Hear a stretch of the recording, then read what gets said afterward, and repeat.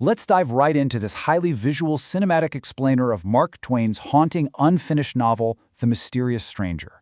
Today, we're going to explore a story that systematically strips away the illusions of humanity piece by piece. We're navigating a beautifully crafted, yet incredibly dark narrative, written by one of America's absolute greatest authors near the very end of his life.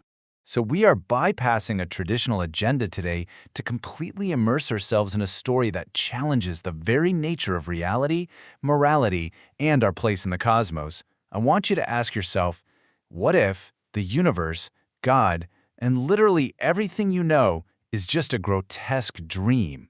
Yeah, it's a heavy, deeply unsettling concept, but this is exactly the existential precipice where Twain is about to take us. Welcome to Sleepy Esseldorf. Our journey begins in the year 1590, deep in the Middle Ages of Austria, in a village perfectly insulated from the outside world. Narrated by a young boy named Theodore, the story introduces us to a town steeped in what the villagers proudly call the Age of Belief. Theodore and his two best friends spend their peaceful days roaming the snowy hills under the shadow of a vast, looming castle. You know, it was a paradise for these boys. A sheltered, idyllic little world where knowledge was strictly restricted and absolute faith was the only rule of law. Section 2. The Arrival of Satan. So this idyllic, sleepy life completely shatters the day the boys are just hanging out in the quiet woods and meet a striking, handsome youth. He's totally unembarrassed, incredibly graceful, and, as they soon discover, possesses ancient, unearthly powers. He performs this crazy progression of impossible feats right before their eyes. First, he casually breathes fire onto a tobacco pipe. Then he freezes water in a leaf cup just by blowing on it.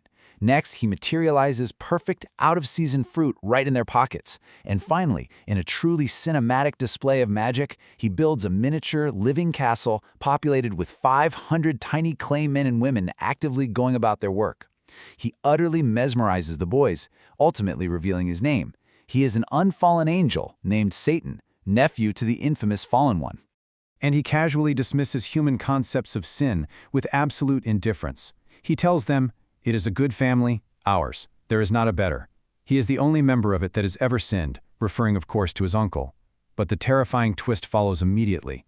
Just moments after saying this, two of his tiny living clay workers get into a fight, and Satan coldly crushes them into the dirt with a piece of heavy board. He wipes out their existence without a single second thought. To him, they're of absolutely no value. He just makes more. Section 3. The Curse of Moral Sense. This brings us to the core philosophical argument of our explainer today. Twain's blistering critique of human nature, delivered purely through the mouthpiece of this indifferent, calculating angel. In Esseldorf, and honestly across the globe, we humans pride ourselves on the moral sense, our unique faculty to distinguish good from evil. But Satan utterly despises what humans prize most. He views the moral sense not as some divine gift, but as a degrading, pathetic disease. To him, it's the exact mechanism that makes humanity infinitely worse than mere animals. To put that into perspective, the divide for Satan is remarkably clear. Animals do no wrong because they act innocently. They're completely unreasoning and simply can't comprehend the concept of wrong. Humans, on the other hand, use our prized moral sense to intentionally inflict pain, invent unspeakable cruelties, and wage massive wars purely for power and pleasure. Because we can comprehend and choose between good and evil, Satan argues, we almost always calculate and choose the evil. Section 4. Miracles, Witchcraft, and Madness. Now, to interact with the wider town, Satan adopts a human disguise. He takes the name Philipp Traum. Traum actually meaning dream in German, which is a brilliant bit of foreshadowing. As Traum, he begins effortlessly manipulating everyone's lives. For instance, a beloved gentle priest named Father Peter is falsely accused of stealing a massive fortune in gold ducats by a deeply malicious astrologer. To help Father Peter's starving niece, Margit, Satan steps in. But his alien angelic version of kindness is entirely illogical to us. He secretly provides Margit with an infinite, magical supply of lavish food and fine wine. Yet, instead of solving their problems, this sudden, inexplicable wealth breeds intense, paranoid suspicion, igniting a highly dangerous witchcraft hysteria. The tension explodes in a scene straight out of a Gothic thriller. The fearsome, domineering priest, Father Adolf, confronts Margit's household, fully intending to condemn them to the flames for witchcraft. But Satan seamlessly possesses the body of the evil astrologer and performs a terrifying miracle right in front of them. He pours infinite wine back into a bottle from a massive bowl, while lightning blazes out, flash upon flash, setting the distant castle on fire. It sends the entire village into a screaming panic, fully convinced the house is possessed by the devil. But Satan's version of help for Father Peter is perhaps the most chilling part of the whole story. To save the gentle priest from the misery of prison and a ruined reputation, Satan simply alters his reality. He makes Father Peter completely, permanently insane. When young Theodore is horrified by this, Satan delivers a brutal, unapologetic truth. No sane man can be happy. I have taken from this man that trumpery thing which the race regards as a mind. Satan basically argues that because human life is so full of fear, pain, and misery, true happiness is fundamentally impossible for anyone who sees the world as it really is. Madness, he claims, is literally the greatest gift he could possibly give. Section 5. The Bloody March of History. Satan then decides to give Theodore his ultimate, undeniable proof of human depravity, with a grand, gruesome sweep through the entirety of human time.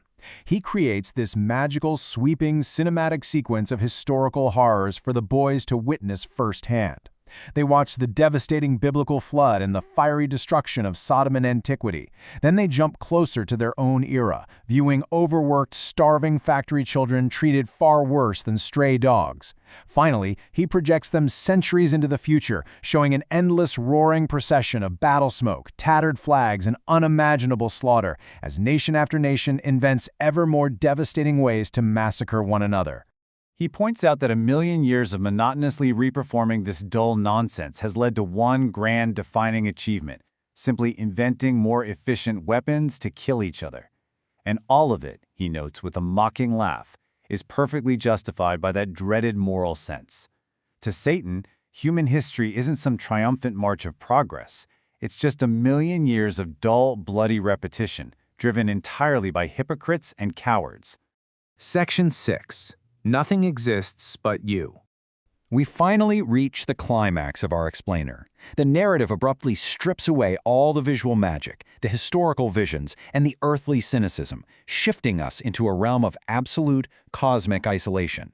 Satan tells Theodore that his time with him is over. He's departing forever. But before he leaves the boy completely alone in the void, he strips away the very last illusion. He tells Theodore that the God who invented hell, the universe, and the human race are all complete, utter fictions. Satan reveals the ultimate, crushing truth, delivering it directly to the boy.